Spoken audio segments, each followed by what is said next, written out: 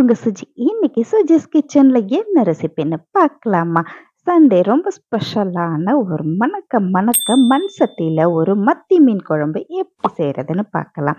அதுக்கு முதல்ல மத்தி மீனை வாங்கிட்டு நல்லா க்ளீன் பண்ணி ஓரமா வச்சிடலாம். மண் சட்டி எடுத்து அடுப்புல வச்சுட்டு ஒரு 2 டேபிள் ஸ்பூன் நல்லெண்ணெய் சேர்த்துக்கலாம். கடுகு, வெந்தயம், கருவேப்பிலை, காஞ்ச மிளகாய், சின்ன வெங்காயம் போட்டு தாளிச்சுக்கலாம். உங்ககிட்ட தாளிப்பு வடகம் இருந்தா ஸ்டெப்பை நீங்க ஸ்கிப் பண்ணிடலாம். வெங்காயம், கருவேப்பிலை மட்டும் சேர்த்துக்கலாம். ஒரு தக்காளியை நல்ல பொடியா நறுக்கி சேர்த்துக்கோங்க. 3 டீஸ்பூன் அளவுக்கு நம்மளுடைய மீன் குழம்பு மசாலா சேர்த்துக்கோங்க. உங்ககிட்ட மீன் குழம்பு மசாலா இல்லைன்னா நீங்க குழம்பு மிளகாத்தூளும் யூஸ் பண்ணிக்கலாம். எண்ணெயிலே இப்ப இந்த மசாலாவை நல்லா வதக்கி விட்டுக்குங்க. வதக்கி விட்டுட்டு ஆற வச்சுக்கோங்க. பாதி மசாலாவை எடுத்து ஒரு மிக்ஸி ஜார்ல ஒரு 1/2 கப் அளவுக்கு தேங்காய் சேர்த்துக்குங்க. அது கூடவே இந்த வதக்கின மசாலா ஒரு 10 சின்ன வெங்காயம் சேர்த்து நல்லா அரைச்சி எடுத்துக்கோங்க. இந்த மசாலா தான் இந்த குழம்புக்கான ஒரு சூப்பர் ஸ்பெஷாலிட்டி மசாலான்னு சொல்லலாம்.